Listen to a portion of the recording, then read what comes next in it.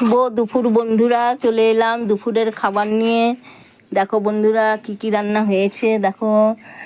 এই দেখো বন্ধুরা, গরম গরম শাক, এই ভাত, আর এই দেখো কলমি শাক। ও তোকেও দেবো। এই কলমি শাক পুকুর থেকে তুলে নিয়ে এসেছিলাম, খুব মিষ্টি খেতে, সেই ভাজা করেছে রসুন দিয়ে। আর এটা বন্ধুরা ওল ভাতে,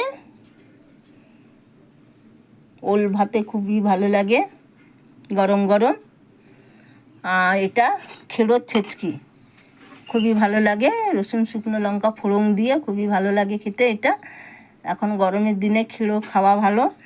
আর এটা মাছের টক আম দিয়ে, এখন তো আমের সিজন, ওই জন্য আম দিয়ে টক বন্ধুরা।